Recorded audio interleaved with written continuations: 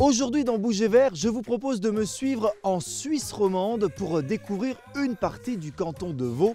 Vous allez voir, c'est magnifique. Alors, point de départ de cette journée, le village de Montrichet qui se trouve juste derrière moi. Et je suis vraiment au pied du Jura. Alors, la Suisse compte une vingtaine de parcs naturels régionaux. Et là, eh bien, nous sommes en plein cœur du parc naturel régional du Jura vaudois. On va en parler avec Mathieu qui m'attend un petit peu plus haut dans la montagne et qui se définit comme un vagabond fouineur. Vous allez voir tout un programme.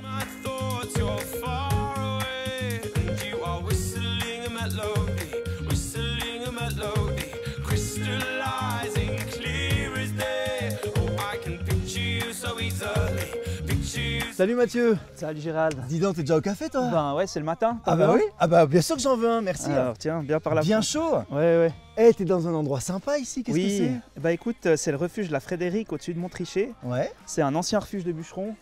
Et puis bah maintenant c'est ouvert au public. Donc n'importe qui peut venir et profiter de l'endroit. Exactement, faire un petit repas et puis tu Génial. continues ta balade. L'hospitalité suisse. Écoute, il semblerait. Bon, alors, on va parler un petit peu de cette forêt parce qu'elle est franchement chouette. Elle a une âme, hein. Il y a quelque chose qui se passe sous ces bois. Ouais, bah tu vois, c'est intéressant que tu l'aies senti parce que bah en fait, là on est au bord d'une réserve forestière. C'est un endroit où la forêt est laissée à elle-même pendant 50 ans. Sans intervention de l'homme. Aucune. Mais c'est quoi l'intérêt de ne pas toucher à la forêt? Bah en fait, c'est que si tu laisses venir le vieux bois, bah tu as plein d'insectes qui vont s'installer dedans. Puis ça va donner de la nourriture à plein d'autres espèces qui ont besoin de ces insectes-là. Recréation de la chaîne alimentaire en fait. Exactement, c'est de la recréation de biodiversité, ou en tout cas du maintien de biodiversité. Qu'est-ce qui te plaît dans ce parc naturel? Alors bah moi, clairement, ce qui me plaît, c'est l'espace qu'il fait. Et puis bah, c'est la variété des paysages. Ce qui est intéressant, c'est que pour visiter ce parc, il faut prendre son temps, il faut flâner, il ne faut pas aller trop vite. On fait du slow tourisme en fait. Exactement. Et la région, c'est la première destination slow tourisme de Suisse. Oui, et puis bah, c'est aussi un peu ma philosophie, prendre le temps et puis bah, regarder un peu tout ce qui nous est offert. Bon, moi je te propose quand même de prendre notre temps pour déguster notre petit café. Exact. Pas trop non plus, parce qu'après on va aller se balader. Bah oui, il y a plein de choses intéressantes à deux pas, donc je me réjouis de te montrer ça. On y va. Allez, santé.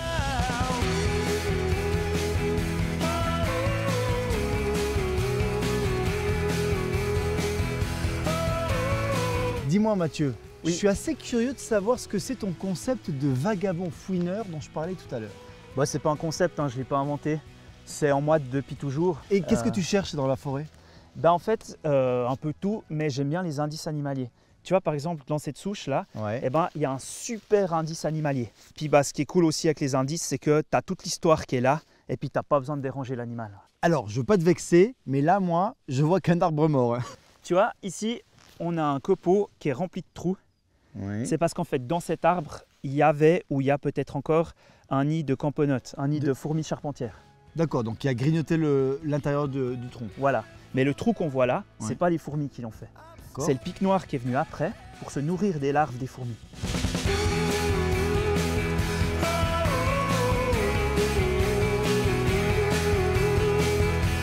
Bon, et ben voilà, maintenant que tu as compris ce que c'était qu'un vagabond fouineur, on est sorti un tout petit peu du sentier parce que là, quelque part, il y a un bel indice animalier. Tu nous le trouves? Bah, je vais essayer.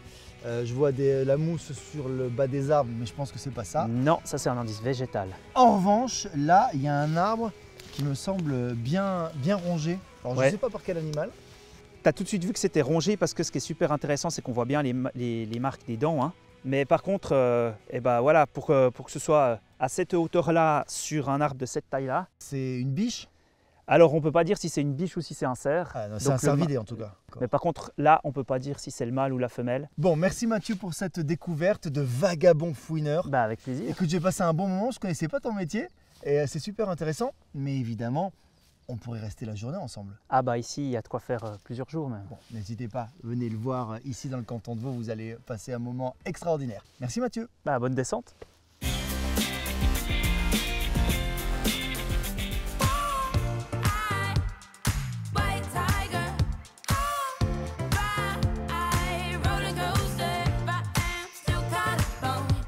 On continue ensemble à découvrir une partie de la Suisse, bien sûr, et le canton de Vaud. Je suis redescendu en bas de vallée, dans la région de Morges. C'est la ville qui est juste à côté, au bord du lac, et en compagnie d'Aurélie. Bonjour. Bonjour. Alors je dis le lac et non pas le lac Léman, à bon escient, sinon ce serait un pléonasme. Exactement, puisque le Léman vient du mot celte Lémanus, Ouais. qui veut dire lac. Donc en fait, si on disait le lac Léman, on dirait le lac-lac. On dirait le lac-lac. Et non, et on n'est pas à côté du lac-lac. En revanche, on est à côté de la maison de la rivière dans laquelle tu travailles. Et cette rivière, justement, se jette dans le lac. Exactement. Alors, qu'est-ce que vous faites dans cette maison? À la Maison de la Rivière, on a 3 missions principales. C'est la protection, l'étude et la valorisation. Et dans le cadre de la valorisation, on accueille le public pour lui faire découvrir les milieux aquatiques. Ça, c'est bien parce que lorsque vous venez vous promener ici, vous pouvez rencontrer Aurélie, qui est scientifique à la Exactement, base. Et oui. qui vous explique tous les petits secrets, les mystères de la rivière. Et il y en a beaucoup. Quels sont les poissons qu'on peut trouver? On peut en trouver beaucoup. Alors dans le Léman, on en a plus d'une trentaine. Ouais. Mais dans la rivière, on peut trouver par exemple la truite, qui est vraiment le poisson Bien le sûr. plus emblématique.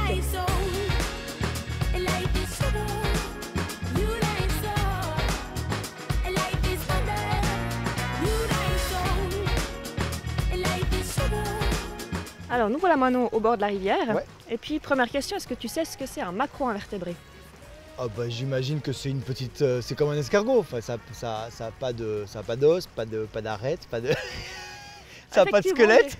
Les escargots, c'est ça, ça n'a pas de squelette, Ah, c'est je- juste, exact. Je dis pas que des Donc bêtises. c'est hein. macro-invertébré, puisque c'est pas un vertébré du Ouais. coup. Et puis macro, puisque c'est ce qu'on va voir à l'œil nu. Est-ce qu'une crevette, par exemple, est un invertébré? Alors un gamard, Ah ça y est, ça puisque, commence. voilà, la crevette, c'est Non. le gamard, c'est la crevette d'eau douce en fait. si on D'accord. veut, mais- Très bien. En fait, tu grattes juste pour remuer le sable du fond. C'est ça, pour faire sortir en fait les macro-invertébrés qui sont sur le fond du lit.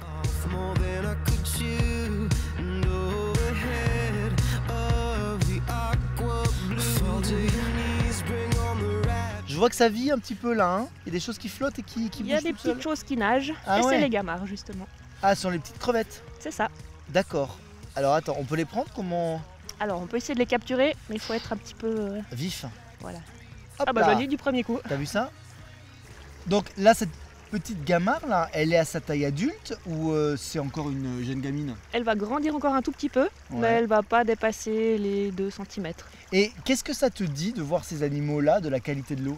Alors justement, ce qui est très intéressant avec les macro-invertébrés, c'est qu'en fait, en fonction des taxons qu'on va trouver, Des taxons, des c'est quoi un taxons, taxon? ça veut dire c'est les familles en fait, en gros, si on veut faire simple. D'accord. Mais en fonction de ça, on sait si les espèces elles sont sensibles ou pas à la qualité de l'eau, et en fonction de celles qu'on trouve, eh bien, ça nous indique justement si l'eau est de bonne qualité ou pas. D'accord, donc pour l'instant, ça nous dit que la rivière est correcte. Voilà.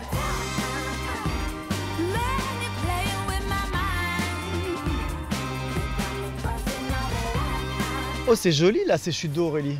Et oui, c'est une passe à poissons. Est-ce Ouais. que tu sais ce que c'est? Bah ouais, c'est comme son nom l'indique, c'est un passage qui permet aux poissons de remonter la rivière. C'est ça, exactement. Parce que par exemple, maintenant, on a la période de reproduction de la truite, Ouais. et la truite, elle se reproduit en rivière. Et en- Mais c'est-à-dire qu'elle part du lac. Alors, on a des gros individus qui vivent dans le lac pendant l'été, Ouais. et puis en hiver, ils vont remonter en rivière pour se reproduire. Mais ils remontent la rivière que pour se reproduire. Exactement. Et qu'est-ce qu'ils trouvent de plus intéressant en haut de la rivière? Ce qu'ils en vont amont? chercher, c'est vraiment d'avoir le gravier propre, en fait, de la bonne taille, pour Ouais. pouvoir pondre leurs œufs. Bon ben voilà, vous en savez un petit peu plus sur la vie dans la rivière. Si vous voulez en découvrir encore plus, n'hésitez pas à venir rencontrer Aurélie ici, à la Maison de la Rivière. Merci. Merci à toi. Pas mal cette activité, non? Alors si tu veux avoir d'autres idées de sortie partout en France, en hiver, c'est franchement pas compliqué. Tu cliques ici. Et bien sûr, n'hésite pas à t'abonner à la chaîne YouTube d'Ushuaïa TV en cliquant là et à liker la page Facebook de Bouger Vert. Ciao!